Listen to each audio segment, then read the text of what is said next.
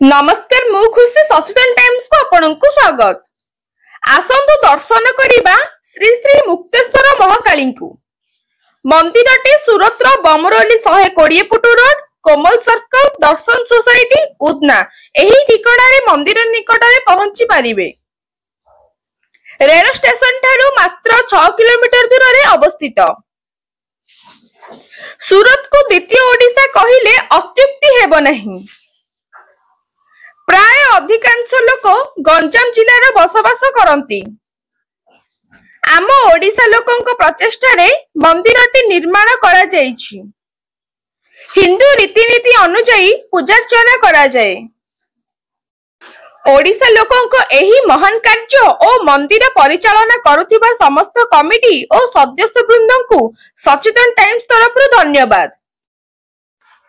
गंजाम जिलार जनसाधारण एही महान कार्य जोगु ओडिशा आज गर्वित।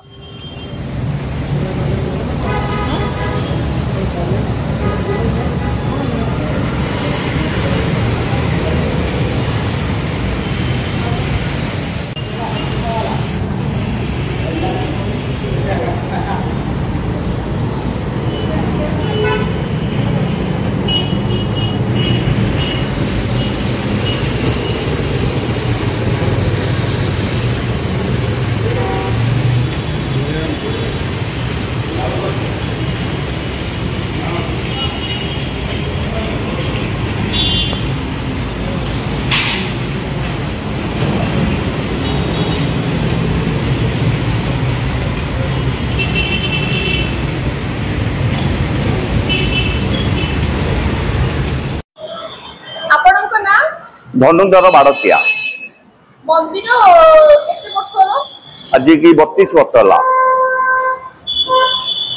मंदिर 32 वर्ष हला। फाटे हमर जो कालीमा हमर थिले लक्षण कर बोली ताकर लक्षण करण ताकर होची निज गंजाम हमर बड़ागुलर से फाटे स्थापना कले। स्थापना कला परे सहयोग रूप में हमर रहिले मंदिर तो सहयोग दरकार। हमर शिवराम डाकुआ जे वर्तमान मंदिर प्रेसिडेंट से बहुत साहाय्य कले।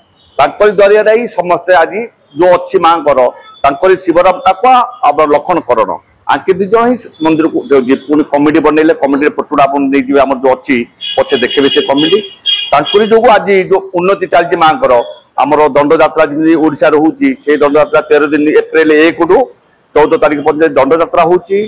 पुणी जहाँ माँ कालीगर विधि विधान आम सब से होची।